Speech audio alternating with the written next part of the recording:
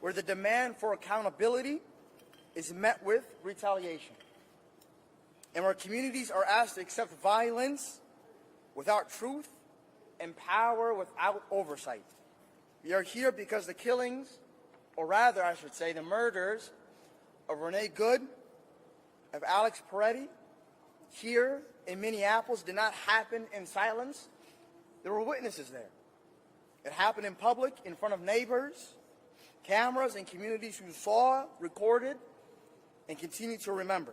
And today we stand to say that those memories matter, that what people witnessed matter, that our eyes, our voices, and our collective conscience matters.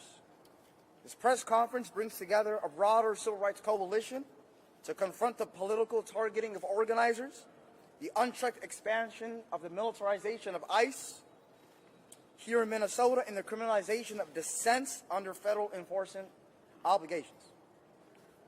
Today also marks the launch of year 2 of the nationwide Target boycott, a campaign for corporate accountability and economic pressure co-founded to demand that companies do not profit while enabling state violence or the erosion of civil and human rights.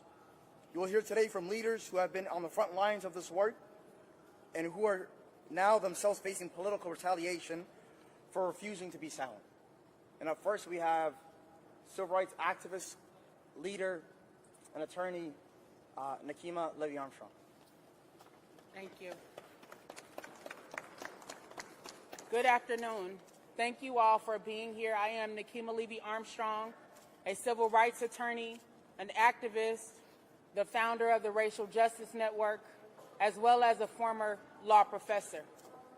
I stand before you today as someone who is facing political retaliation at the hands of the Trump administration for using my voice to speak truth to power and to challenge what I feel is a conflict of interest with regard to ICE pastor David Easterwood serving as both a pastor at City's Church in St. Paul, as well as the acting director for the field office for ICE in the state of Minnesota.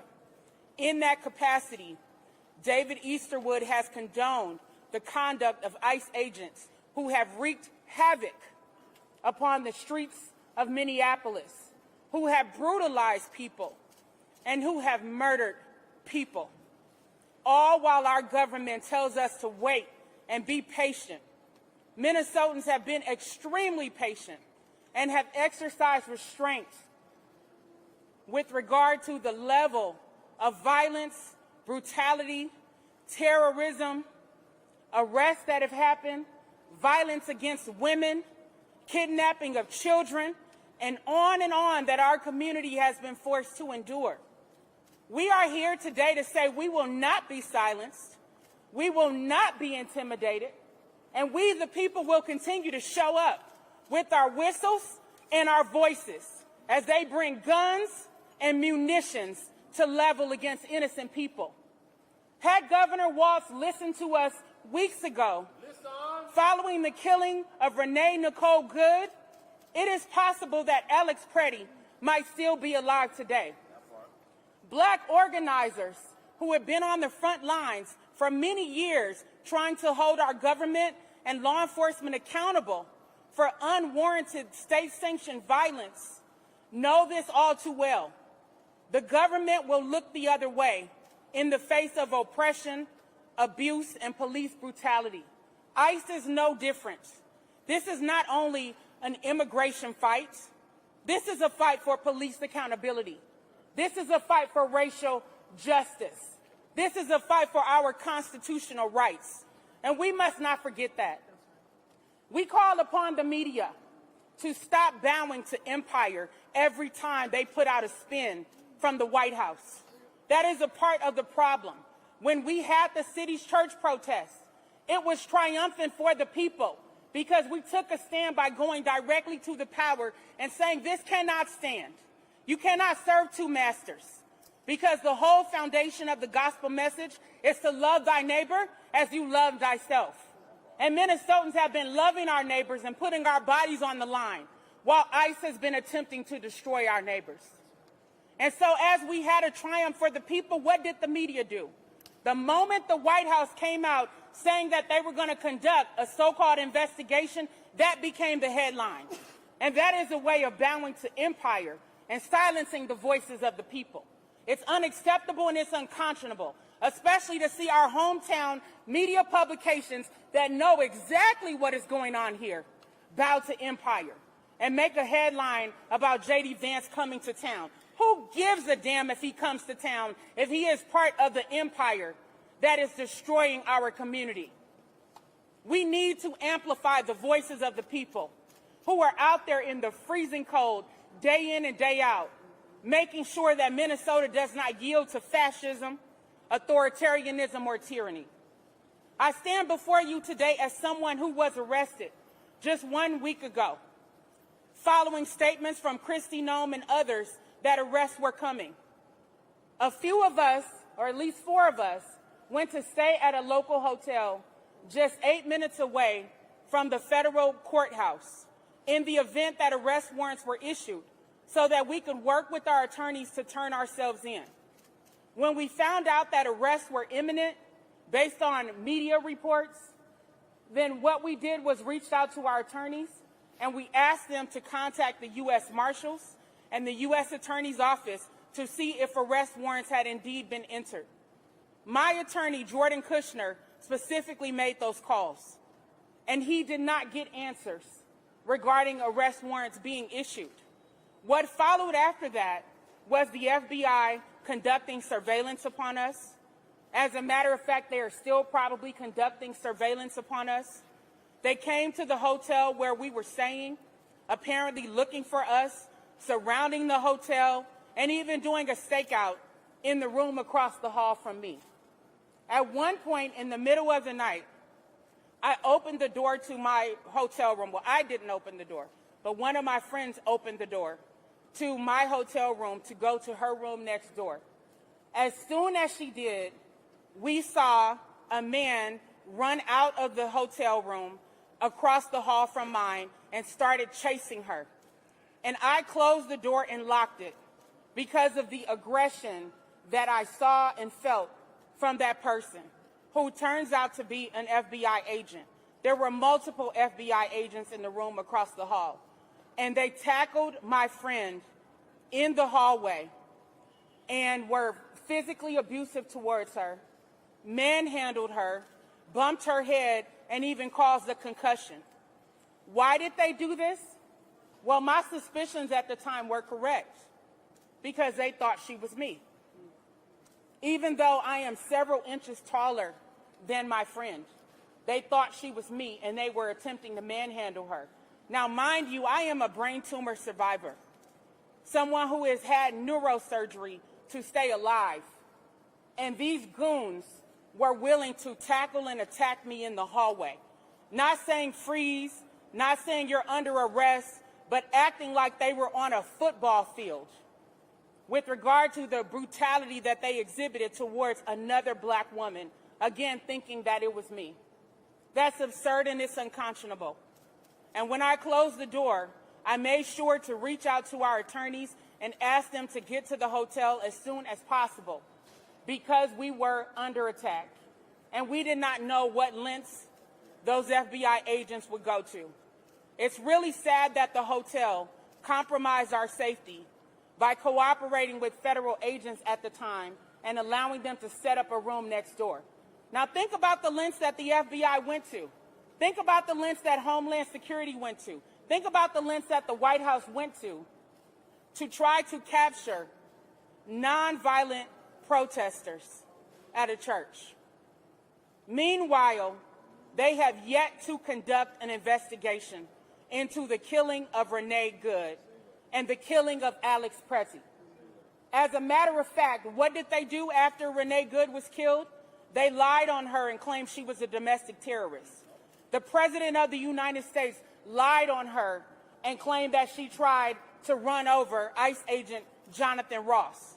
What did J.D. Vance do, an attorney like me?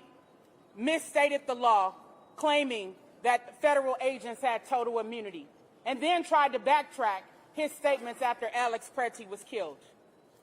Yet, here we are, black women, nonviolent.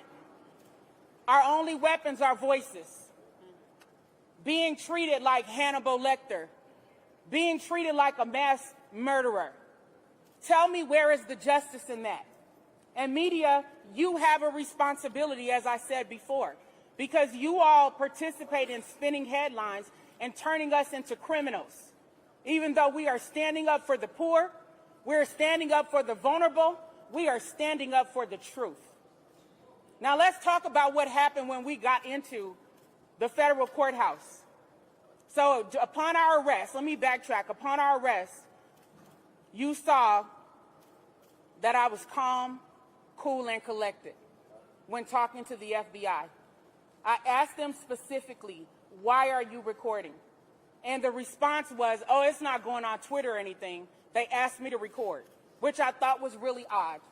Thankfully, there were people on our side who were also recording, and the world got to see the truth following the White House putting out a distorted image of me, crying and hysterical, exaggerating my features, and darkening my skin. Shame.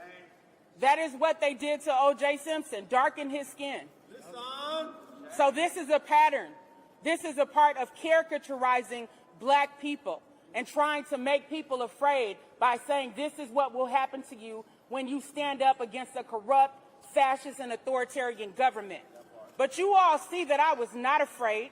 I did not back down. I stood in the spirit of my ancestors and black women who for centuries have held it down despite state-sanctioned terroristic violence against us. So after that happened, once I was actually handcuffed and taken into custody, we got into the federal building, and there were marshals who were shocked that we were being arrested for protesting. They could not believe it, and they said so. When we got into court, as you could see, the magistrate judge ordered that Chantel Allen and I be released that same day. And the judge wound up, the magistrate, wound up granting a request from federal prosecutors to give them a 1-hour stay in order for them to contest our detainment. In other words, they wanted to keep us in jail, even though the magistrate said that we could be released. So the judge said, you have 1 hour to submit your brief. And there was supposed to be a hearing that afternoon. But you know what happened at the federal courthouse? Because we had over 150 supporters from the community who showed up, they closed the federal courthouse early. And 8 minutes after that 1-hour stay, they transported Chantel Allen and I into a vehicle by the U.S. Marshals and took us to the Sherburne County Jail. But they didn't just take us to the Sherburne County Jail. They used 3 different sets of restraints on us as if we were hardened criminals and murderers. We had ankles, shackles on our ankles. We had belly chains around our waist, and we had handcuffs with bars in the middle. As someone who majored in African American studies, I can tell you that that is the closest I ever felt to slavery in my life. Being shackled as if I was a slave. It is unacceptable and unconscionable, but it's on brand for a White House that specializes in cruelty, brutality, lies, and deception. Once we got to the Sherburne County Jail, we were strip searched. We were placed in jail uniforms. We were locked in cells side by side. And I'm not even going to talk about what they tried to feed us that looked like mystery meat. That makes me sad for the people who are currently incarcerated and not even being fed decently for their survival. I didn't want to even use the restroom in my cell. Why? Because there's a camera watching your every move. This is in spite of going through x-ray machines and being strip searched where they know you have no contraband. And yet still there's a camera in your room watching you with nothing else in there but a bed on cement and a metal toilet that doubles as a water fountain. So again, this was intentional on the part of the White House, on the part of the Department of Homeland Security, that allows murderers to go free. And as I said before, had our governor listened, when we said use your power to arrest the officer who killed Renee Good, he postured in front of the cameras and made excuses. And now we have the execution of Alex Preddy on our hands.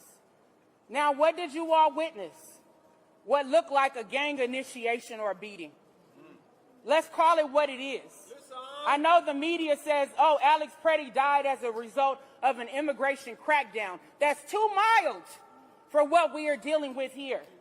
It is fascism and it is authoritarianism and it is brutality and an execution of an innocent person right in front of our eyes.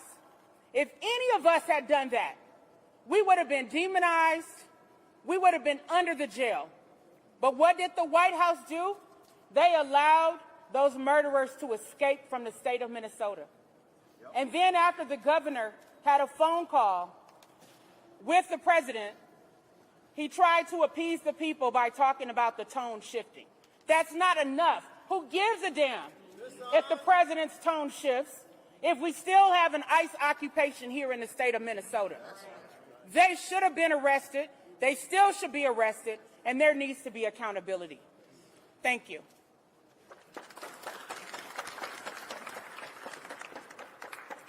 Something that comes to mind for me is Tom Homan, Donald Trump, J.D. Vance, City of Minneapolis Mayor Jacob Fry, State of Minnesota Governor Tim Walz need not have been alive or been leaders during the civil rights movement to know or to think or to wonder what side of justice they would have been on at that time.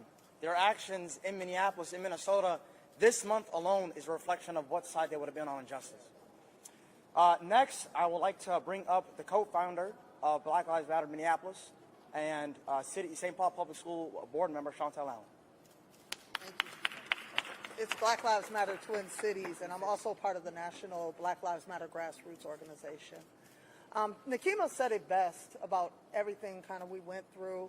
One thing she left out is in the transport, they didn't handcuff, they didn't put a seatbelt on us.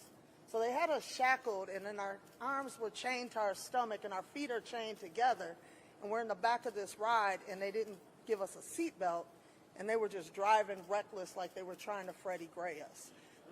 I just want to add to that because that's the kind of terror that they're putting in our communities right now. I always have to ask as a school board member, how are the children?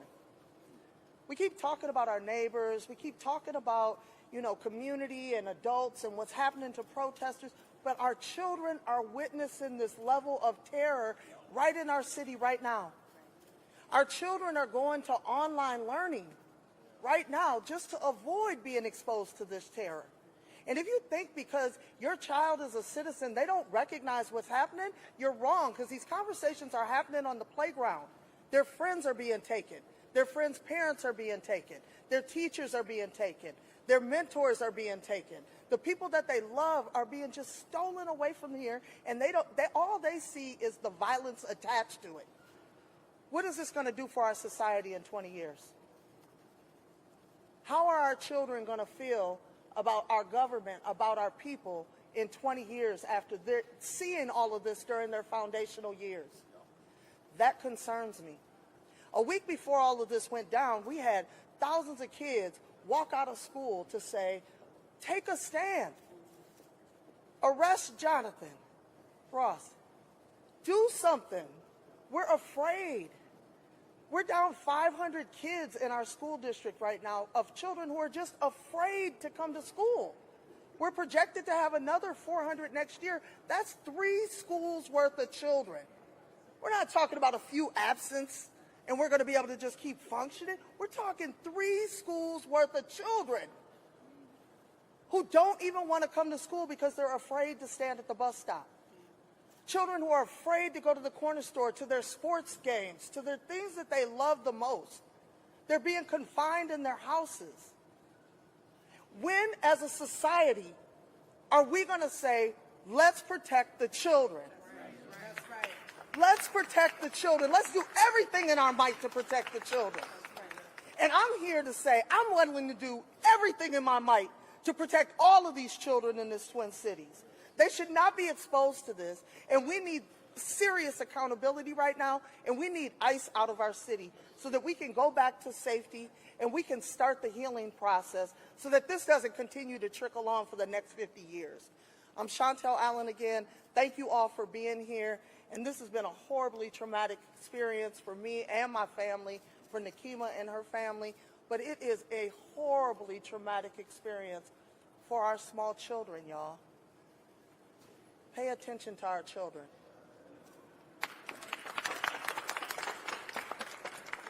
Next up, we have the Executive Director on the Council on American and Islamic Relations here in Minnesota, Jailani Hussain.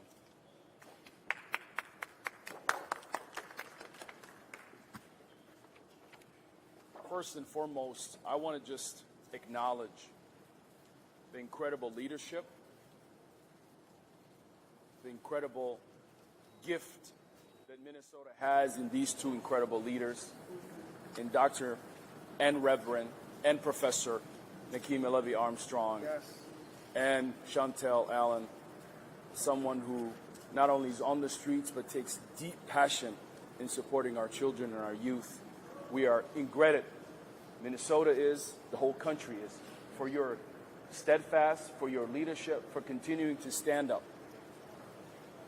America, we find ourselves once again in the middle of a historical moment. What most will not know, but I must remind, is that 6 years ago in Minnesota, while the whole nation faced a pandemic of a COVID pandemic, we in Minnesota were tasked to take care and remind the nation of the oldest pandemic, the pandemic of targeting black and brown people in this country. We faced the murder of George Floyd. And George Floyd is the face and the name of the countless people in this country who have faced the brutality of police brutality in all over America. Minnesotans were woken up in May of 2025 to the horrors of a man crying for his mother.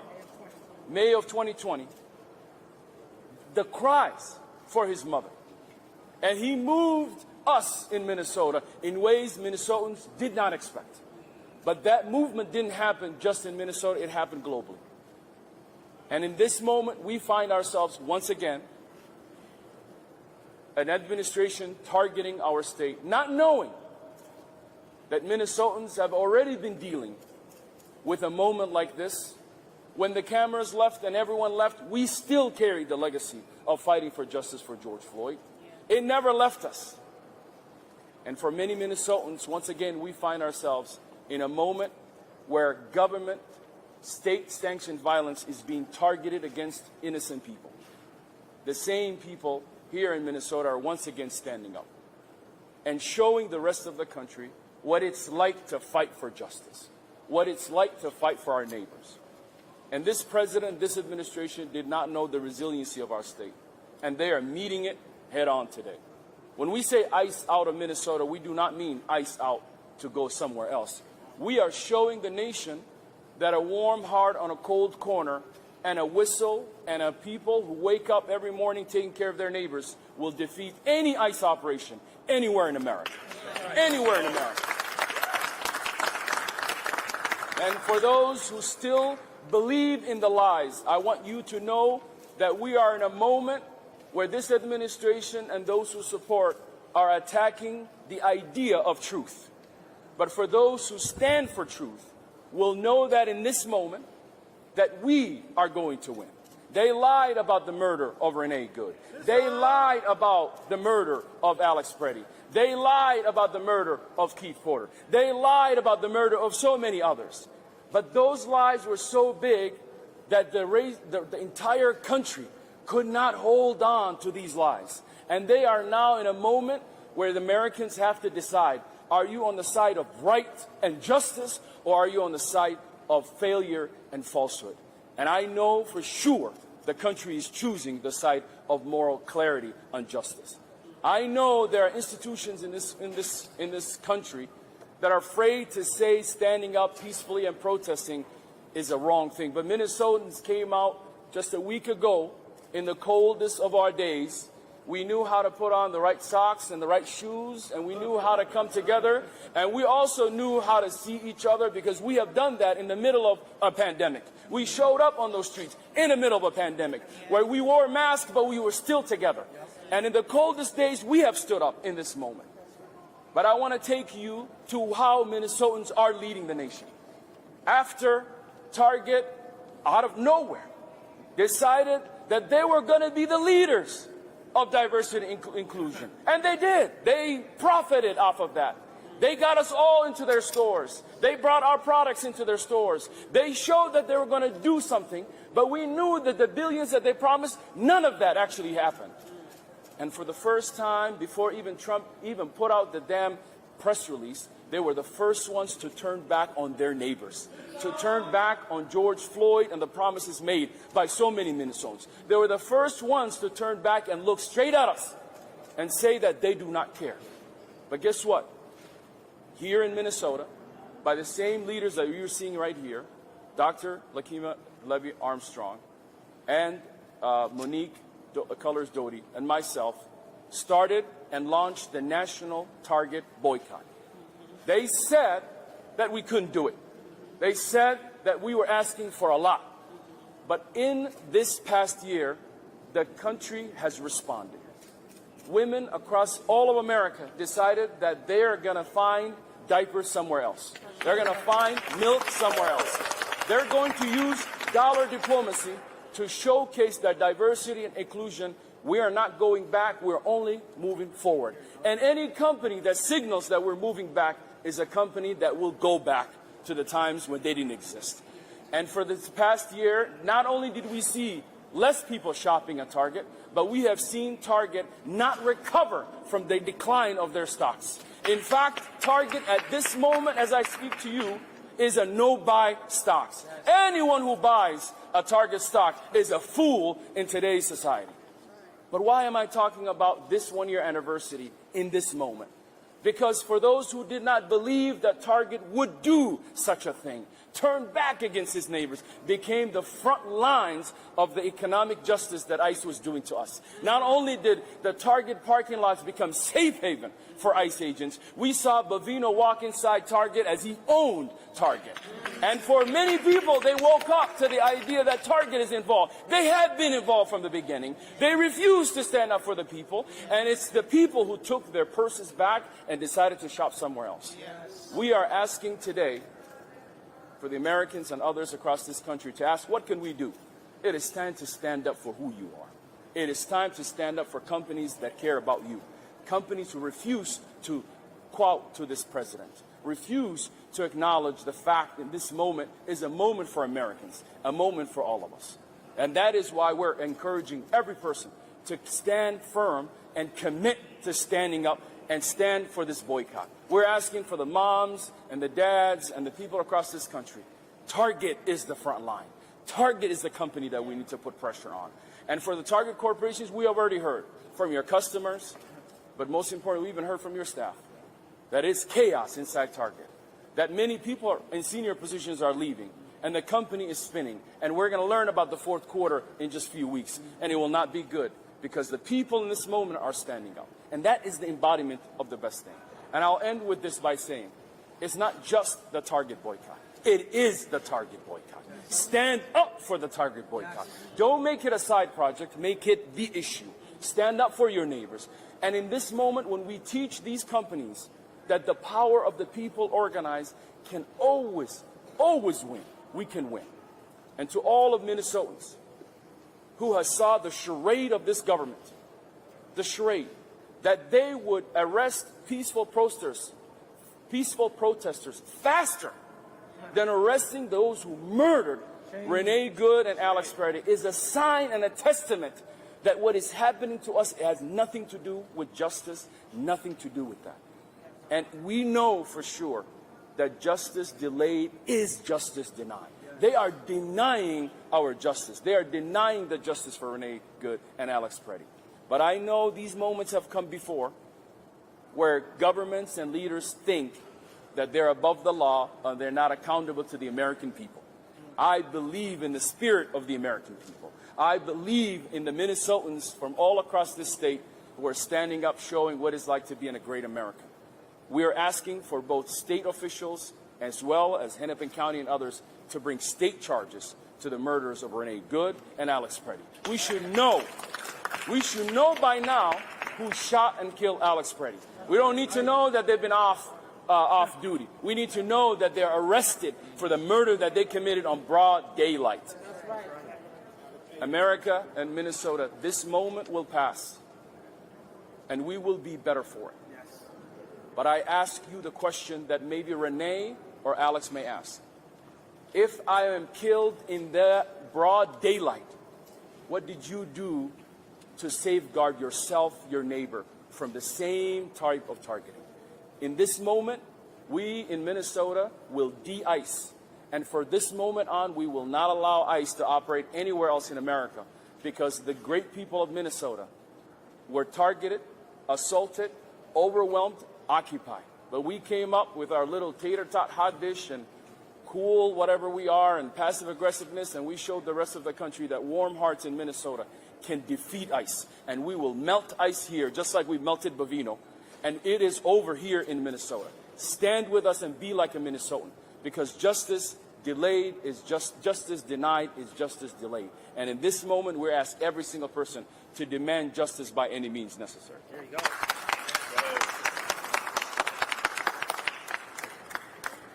Thank you so much, Jelani Hussein. Next, we have another co-founder of the nationwide Target boycott that was founded here in Minnesota, Monique Colors, Dorothy. Thank you. If there's one thing that I want the people of America to understand, if they're not here to see it, know that here in Minnesota we hold the line. That's right. That's right. This is nothing new to us, holding the line.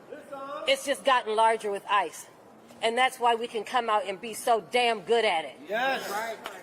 In Minnesota, we've been holding the line, standing in solidarity for all oppressed people here and across the country, across the globe, across the planet.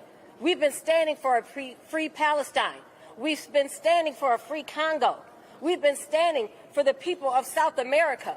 We've been telling the truth for those voices that have been silenced. So we hold the line in Minnesota. That's right. This is nothing new. Now it's grown. And we have even more people coming out, because still in Minnesota, we have people who are still compassionate. We have people who love their neighbors. We have people who will not sit by and idly listen to whistles being blown and their neighbors being dragged out of their house by ICE. We have people who are compassionate enough to put on their outfits to stand outside in the cold and make sure that the children are getting in the school safe and getting picked up from school safely. We have compassionate people, and that's what it takes to hold the line. So while we go through these tragedies here, and families getting separated, and students getting arrested, like last night with the 50 to 70 students arrested on campus at a noise demonstration at the U of M, I believe Masters Hotel, Graduate Hotel. Those students held the line. Follow Students for a Democratic Society, how you can support them, make those calls in. And I'm standing here wearing a Free Mahdi Ali shirt. We hold the line for Mahdi Ali, who Target was actually involved in his wrongful conviction. One thing about Target that many people don't know is that Target has a crime lab. And in part of that crime lab, they offer assistance to law enforcement across the country. And it was a so-called Target expert that made false testimony against Mahdi Ali, a 16-year-old high school student who happened to skip school that day. And he was charged with murder. He's in his 30s now. And part of this problem also with Target goes to Amy Klobuchar, who, as Hennepin County prosecutor, increased the mass incarceration rate for black and brown boys by 600%. And it was funded by Target Corporation, as she was paid by her prosecutions and convictions. It is estimated there are still 200 black men who went in maybe as even boys, who are still wrongfully incarcerated. And we're calling for Target and Amy Klobuchar to take accountability for their actions. as Amy Klobuchar has thrown her name into the race for governor, she must remember that we are those who stood up and shut down her home campaign when she ran for the president in that race. And we have not forgotten the harm that she has caused to our people and our community. So when we see Democrats harming our people, we see Republicans harming our people, we have to remember that Democrats and Republicans are two sides of the same coin, that capitalists will put profit before people. So we are fighting for a new America, a new way of life, a way that accepts diversity, equity, inclusion, a way that values all lives and all people, where our neighbors are protected and safe, where we are not exposed to wrongful prosecutions. In this country, we stand for a true and just America, for a better America. All power to the people. Thank you so much. Something that comes to mind for me is that the state and the country gave a damn when two white people were killed. If any, I believe, as a rising imam, a theological studies student, an activist here in this state, that if anyone in this state were killed that looked like me or the people behind me, the state or the country still wouldn't give a damn. You know how we know? Who was killed before Renee Good and Alex Preddy? Keith Porter Jr. Black and brown. Black and brown. Black and brown. White folks in this state and this country didn't give a damn until two white people were killed. Trump's base didn't give a damn that even though Alex Preddy, had a lawful and legal firearm on him that he did not use despite what they say, still didn't give a damn. However, they did give a damn that Kyle, he-devil, trigger-finger, Rittenhouse was trying to protect his community and red band him. Shame. Shame. Shame. Next, we have Michelle Gross to speak to us from the Communities Against Police Brutality. Thank you.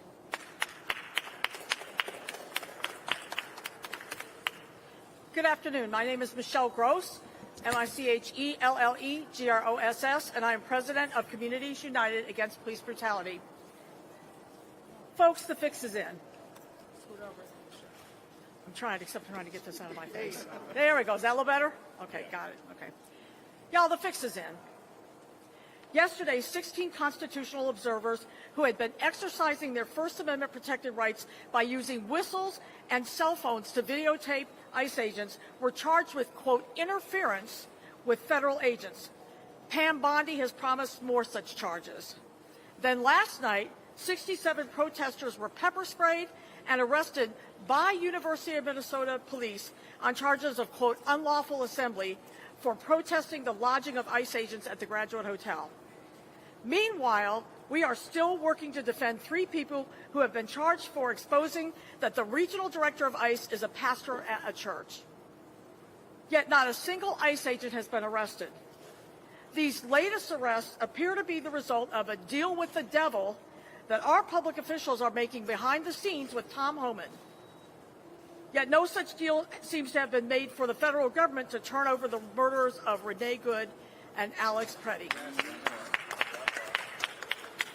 When members of the Trump administration showed up on our doorstep, the first thing our elected officials should have said is, turn over the killers and then we'll talk. That's right.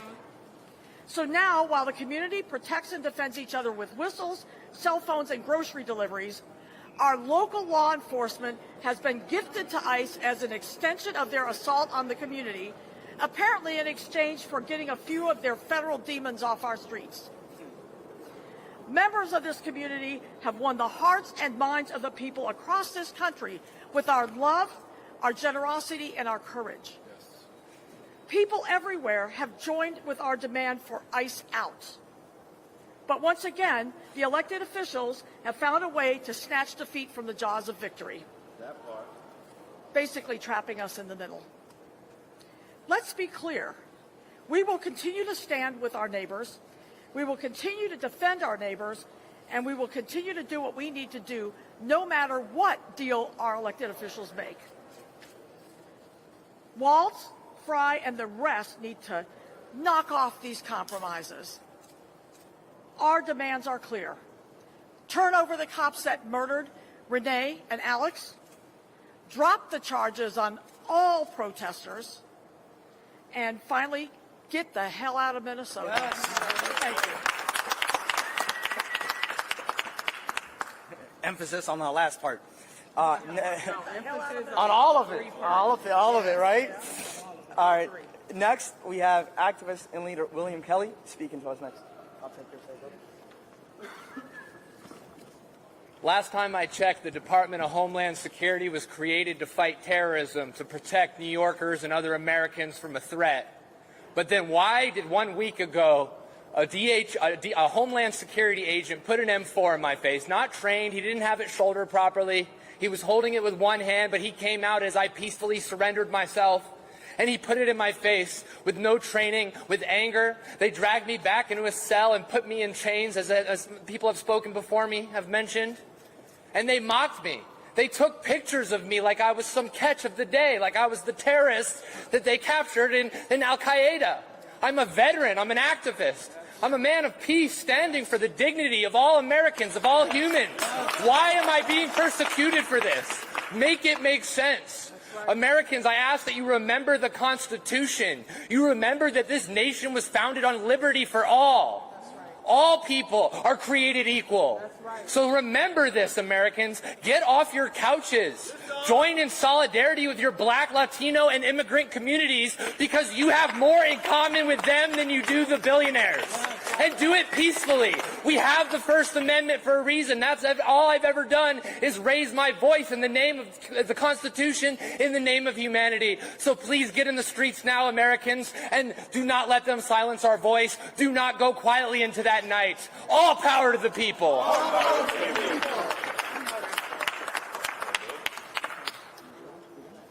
Thank you. And then lastly, we have attorney Jordan Kirshner.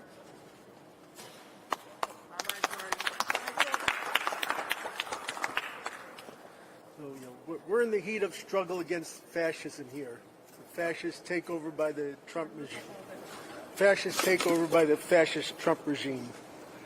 These, the prosecutions that brought us here of people who were involved in a nonviolent protest that happened to be at a church, that is fascism. This is central to the First Amendment, that people have a right to protest. This was a peaceful event. Free speech can make people uncomfortable, and yet the federal government has totally distorted the case and made it look like it was some kind of persecution of people for their religious beliefs, which has nothing to do with reality. This is the kind of Orwellian tactics that a fascist regime engages in, where they make up stories that are clearly counter to reality about their agents who murder people in the street, and they make up their narratives about people that they choose to persecute, who cause no harm, but are merely trying to resist the oppression. So the law that they're charged under is one that was passed to protect, free black people, free black slaves, prevent their constitutional rights from being violated. And in this huge distortion, they've turned this law around after deciding that they weren't going to enforce these laws for their purposes, have now used it opportunistically to actually go after people who dissent from the fascist Trump regime and make it look like they're violating other people's constitutional rights, when in fact all they're doing is protesting against the pastor of this church, whose day job is to administer or preside over the fascist stormtroopers in the state of Minnesota. That's right. And so they're being, make no mistake, they're being blatantly persecuted for taking a political stand against the government. So if you go and challenge someone in a position of authority in government, next thing you know, you're being prosecuted for a federal felony based on an invented story, a really insidious kind of story that makes it out like the people who are protecting constitutional rights are actually trying to depriving other people of constitutional rights. Now we're seeing the same thing with the recent massive arrests of people who were arrested at ICE protests. Now, most of the people arrested, were victims of ICE brutality, and the agents made up stories about them assaulting or obstructing ICE and have charged them with federal felonies. Some people were just in the wrong place at the wrong time. They happened to be there and they were picked out randomly by ICE. There were people who were racially profiled. One of my clients was pulled over by ICE and they busted into his car. He was Native American. Who has more of a right to be here and is more native to this country than someone who's Native American? They claimed that they thought he was an Ecuadorian that they were looking for, which kind of also underscores the fundamental racism behind what this is all about. That it is a war on people of color, and it's a war on any white people who dare to come to their defense. Now, it's all political. You heard Dr. Nekima Levy Armstrong talk about how the ICE, the Homeland Security agent who arrested her, filmed the arrest on his mobile phone. Filmed her, recorded her being handcuffed, and recorded her being taken away. Now, this is totally unprofessional. No law enforcement does anything like that. They have body cams, so to actually make a point of filming their action on a cell phone, I mean, that's unheard of, completely unprofessional. Now, I was there. He told her, I was just instructed to do this. It's not going to go on Twitter or anything. And sure enough, Kristen Noem posted on her Twitter, video, using her as a trophy, which, shows the political motivation. And of course, we know after that, the White House took an image and turned it around and totally defamed her and invented a completely different narrative, making it out like she was crying and made her out to be blacker. So it's fundamentally racist. It's fundamentally fascist, where you have a regime that invents their own reality, literally invented their own reality, actually turning around the picture of someone to make it look like something totally different from what happened. So it's a stunt. It's for propaganda purposes. It's for creating a narrative, for creating reality. And that continued yesterday with the mass arrests. So let me give people some background on the mass arrests yesterday, when we had, I think, 16 people who appeared in federal court. They were looking for 22. Homeland Security put out a communication to some attorneys who were involved, gave them a list of 22 people, said, you have to report to turn yourself in by tomorrow being yesterday, and we're going to go out and get you. Of course, you can imagine the fear, given how violent these federal agents are, of them coming to your home and busting down your door. So 16 people who the attorneys could communicate with went and turned themselves in the next morning. The attorney who was involved in negotiating it, she was promised, we're just trying to make this orderly. We're not going to make a public spectacle out of it. Well, know what they did? They took cell phone recordings of every person who turned themselves in and put it on Twitter again. Pam Bondi posted it on Twitter. So now you're innocent until proven guilty in the system. The government doesn't flash photos of people being arrested like trophies. They have an obligation to not invade their privacy, to not make it out like they're criminals until it's been proven so. And in this case, it'll be proven otherwise. So again, this is completely unprofessional. It's against all professional ethics of what are the standards in the criminal and justice system. And again, just like with Nekima Levy Pounds and Chantel Allen, they've used these arrests as trophies. It has nothing to do whatsoever with enforcement of the law. This is just fascist repression, where they're going after dissident people who are politically dissenting, creating their own reality, making up stories, and, as has been discussed in so much depth, protecting the murderers who are murdering on their behalf.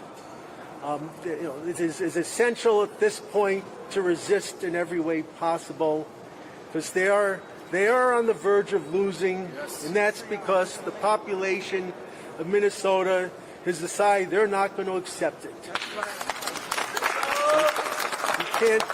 You can't oppress a population unless if they refuse to acquiesce. And they cannot impose fascism unless people cooperate. And that's, and I think this is getting out of a legal end, but it was brought up by Michelle Gross before me that it's so essential that the elected officials not give in and compromise. So it does not help us when Tim Walz says, well, we had a productive conversation. There is no,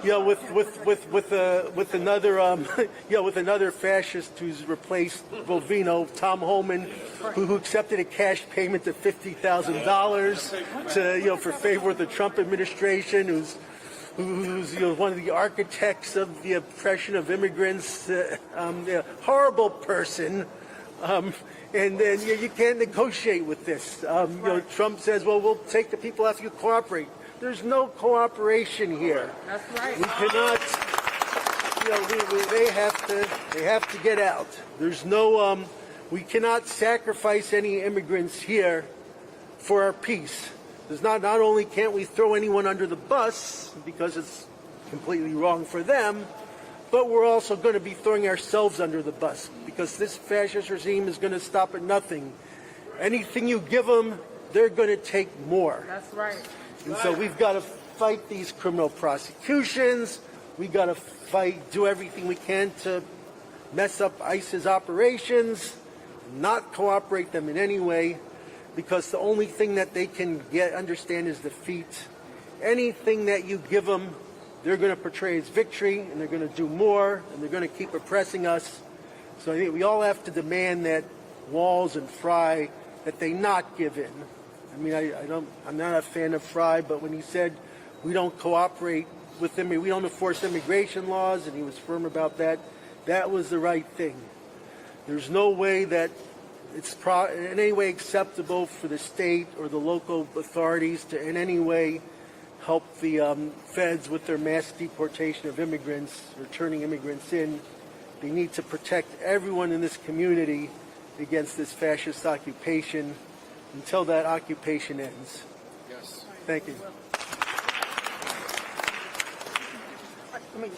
I just wanted to bring up, because I was so focused on the kids, but when I was in jail, kind of leaning on what Jordan was talking about, they kept coming back to my cell and reshackling me all the way up so that they could take me out and take these photo shoots with different ICE agents. So it was like a new group would come in, and then they would come pull me out, reshackle me all over again so that they could take more photo shoots.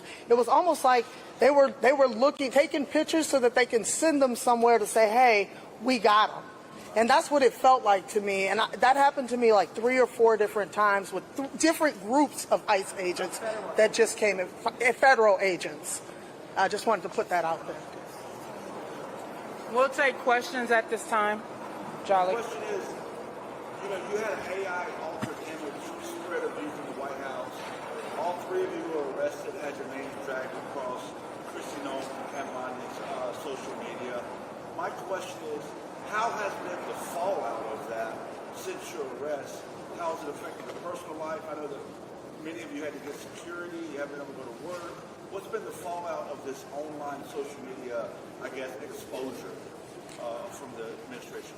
Thank you for that question, Jolly. There has been a lot of fallout with regard to our personal safety being jeopardized. Now think about this. These are people who claim to be standing up for City's Church in response to a nonviolent protest that happened there. But what are they doing?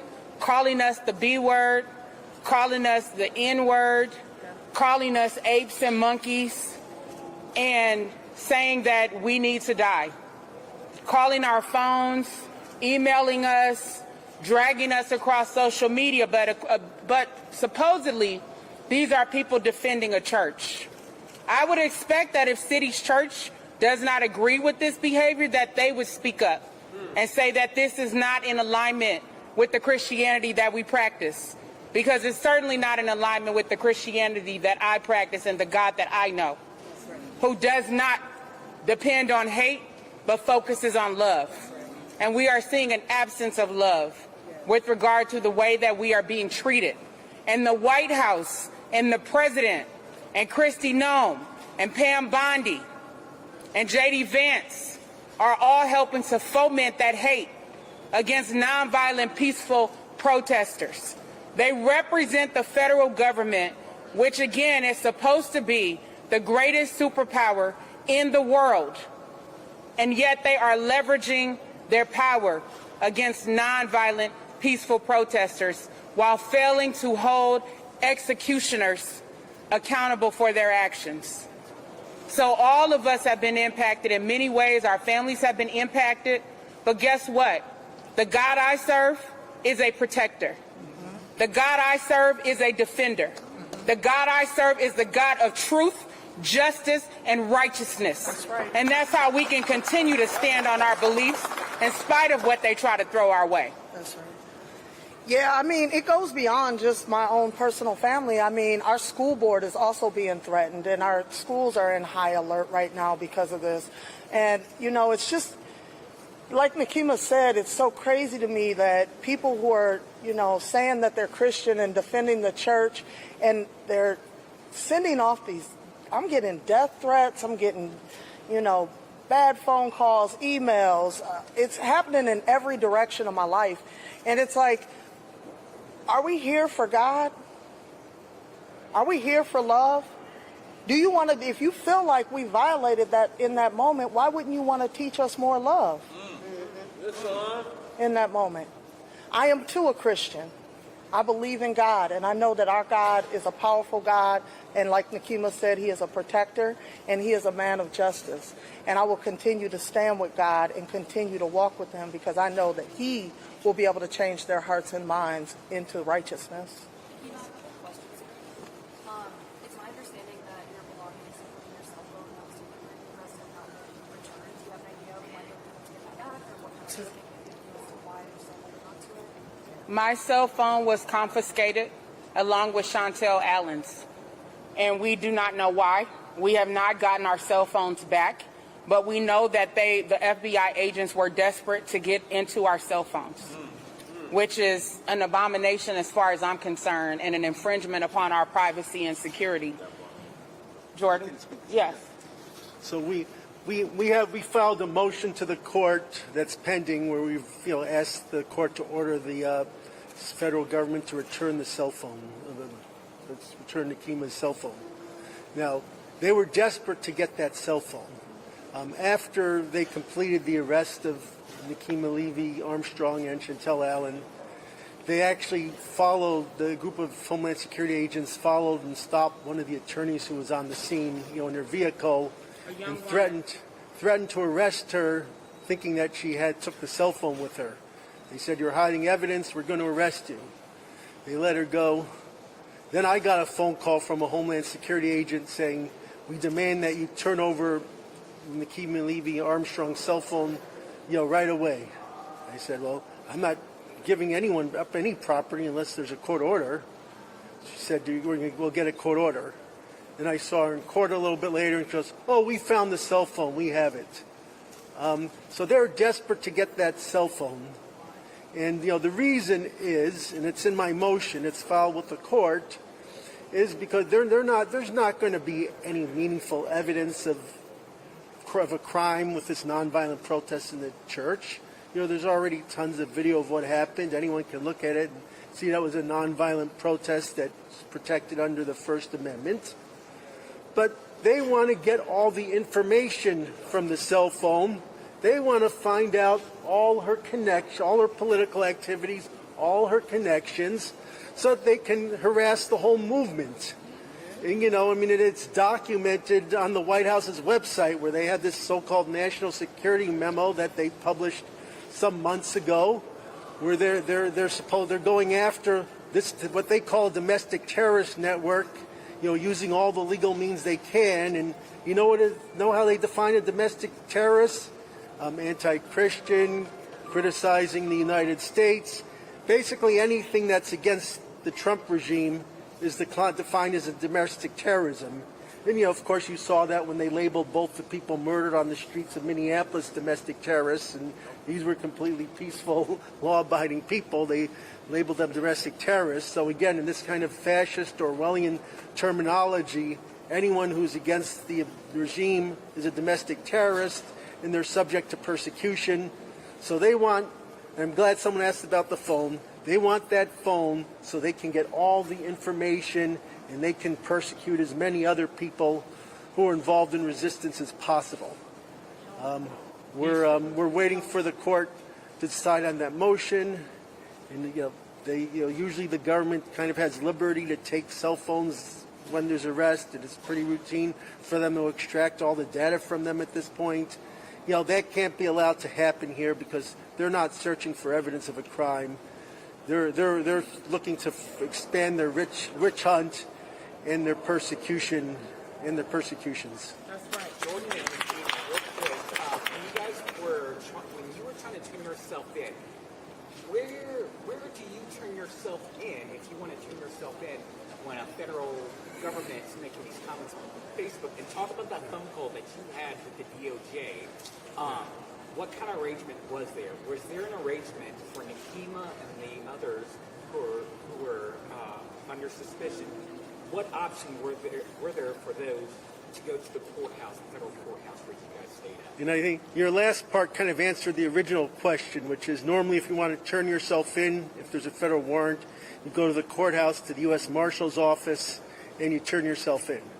And that's what we were trying to do here, instead of having a violent arrest at the hotel, because you heard about Satori, about how they violently tackled her and attacked her in the hall because they thought she was Nekima. You can imagine how terrifying it was. Now, what is ICE going to do to us? So we had a group of legal people, attorneys, who went to the hotel early that morning to try and arrange for Nekima. We didn't know that there was a warrant for Chantel Allen's arrest, so we tried to negotiate a situation where Nekima could go to the courthouse and voluntarily turn herself in. So we called different agents. Eventually, they had Dan Rosen call me, the U.S. Attorney for the District of Minnesota. He called me to discuss, the surrender. And so I gave him my proposal, which is we can take her down to the federal courthouse in Minneapolis. It's like 5 or 6 blocks. She can go to the marshal's office and turn herself in there, and we don't have to have any incident, no circus, no nothing. He agreed. He said, we agree to that. That's very reasonable. Let me just talk to my people and call you back in a little bit so I can give you the exact logistics. So he calls me back and says, oh, no, we can't do it that way. We have to arrest her at the hotel. And exactly, because they wanted the photo op. It had nothing to do with justice, nothing to do with public safety. It was all about their pursuing their political goals, putting their propaganda on air, violating Nekima Levy Armstrong's privacy, violating her right to due process, violating everything. And so Dan Rosen was taking orders from the fascists in Washington, D.C. He was, at first he was acting like a reasonable person, but when it came down to it, he was being a loyal servant for the fascist empire. And it shouldn't have any credibility in Minnesota because of what he's doing. Zan Holston, North Star Stories. With regards to the perp walk, what are your plans as far as the defamation suit? We're looking into that. There's other legal counsel who's looking into civil remedies. And in the criminal case, we will be bringing this as one of our multiple grounds for a motion to dismiss the violations of the due process rights of the people involved in this case. Dr. Nekima, during the time when you guys were being questioned... Can you speak up? Sorry. When you guys were in the courtroom when they didn't have any warrant, what did you think about that? Have you ever seen anything like that in your profession before? No, it just shows the lack of professionalism of the federal government at this time. I know that people normally trust in the federal government, but you have heard their lies, their manipulations, the fact that they would put out a distorted image of me. These people have no shame, no morals, and no ethics. We're not dealing with the traditional federal government. We're dealing with evil. That's why we have to use our voices and take a stand. And so in court, multiple times, the magistrate asked for the arrest warrants before we finally saw them. That was the first time I even saw my arrest warrant. And Chantel Allen as well. So it shows you what we're dealing with here. And that's why I'm reminding the press to stop legitimizing a lying, fascist, authoritarian federal government and downplaying the truth. We're the ones who are interrogated as if we're doing something wrong when we are standing up for the people and trying to prevent our country from sliding further into authoritarianism. People are asking me about how long have I been a reverend? How long have I been a preacher? Well, you need to be looking into City's Church and their connection to Pete Hegseth and the powers in Washington. Ask them about their theology. Are they recruiting ICE agents in the church? We don't know. But we went to try to ask these questions and figure out, how are we dealing with this conflict of interest? How is this Christianity? And what were we met with? Handcuffs, shackles, criminalization, and abuse. Real quick, I want to say that I consistently asked for a warrant. When I finally got to the federal building, a guy came with his phone and he scrolled really fast and he pulled up Nekima's warrant. And he said, here it is. And I said, I'm not Nekima. They said, we definitely have a warrant for you.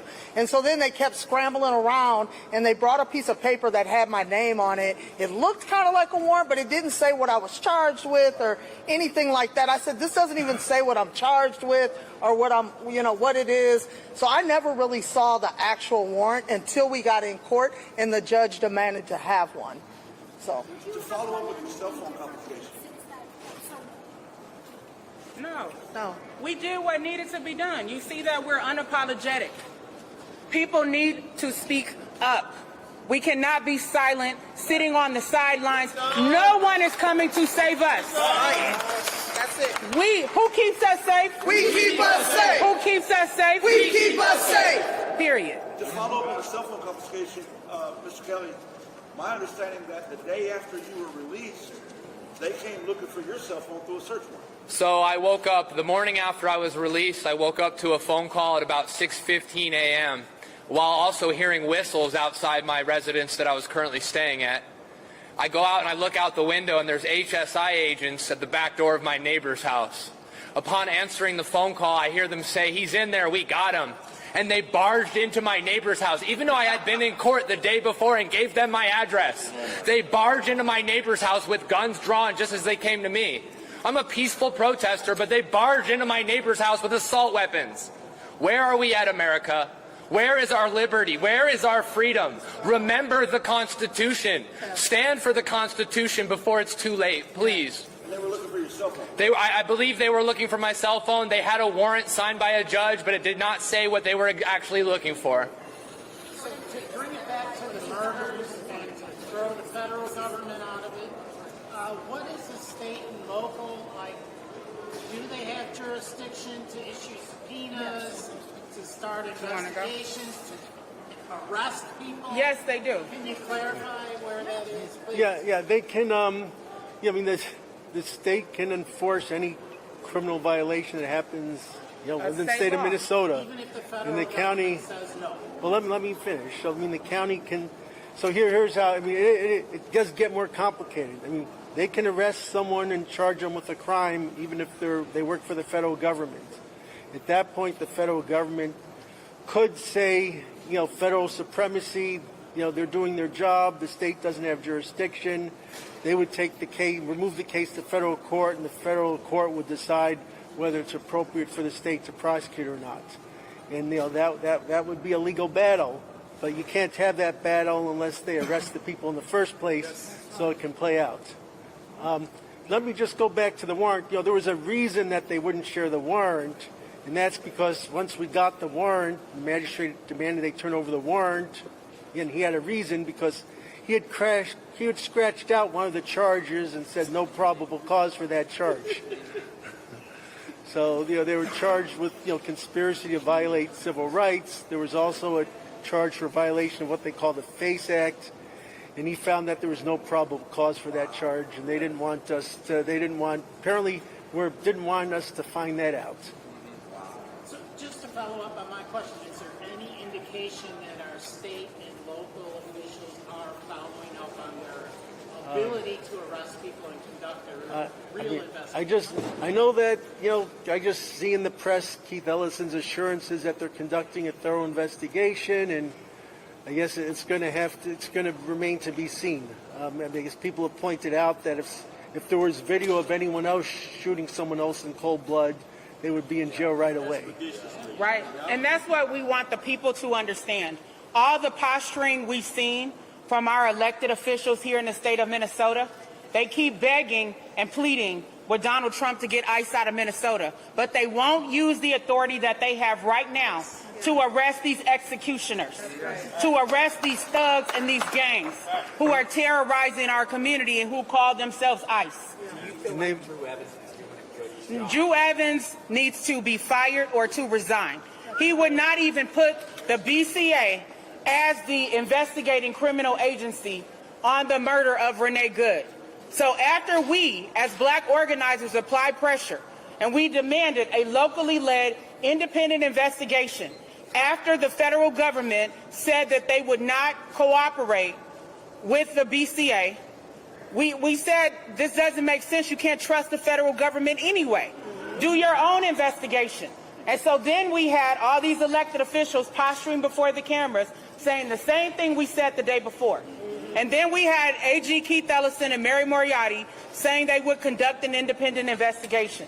People thought the BCA would be heading that investigation. But you can look at their website right now and see that they're distancing themselves, saying that they will only collect and categorize information, but they're not leading the investigation.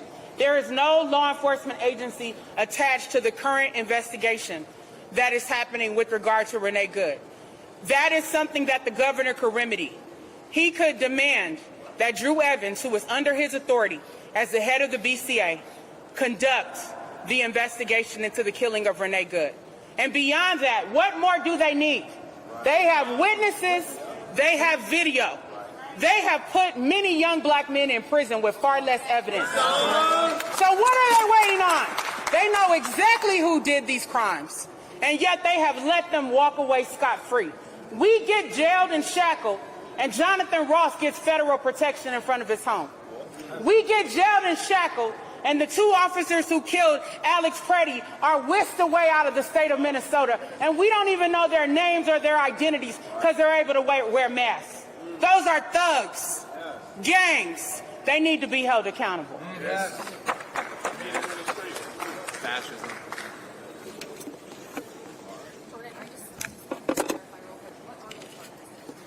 Conspiracy to violate civil rights. So as we conclude, we just want to remind the people of Minnesota that your voice matters. Your whistles matter. You standing up for your neighbors matter. And you have a voice when it comes to elected officials. Do not let Governor Walz off the hook. Yes, his back is against the wall, but so is ours as a state. He needs to use his power and stop capitulating to Donald Trump and accepting crumbs. We will not accept crumbs. There have been executions of innocent citizens, and if we don't speak up and apply the pressure, there will be more. We cannot stand for it, Minnesota. So let's continue to rise. All power to the people. All power to the people. Thank you.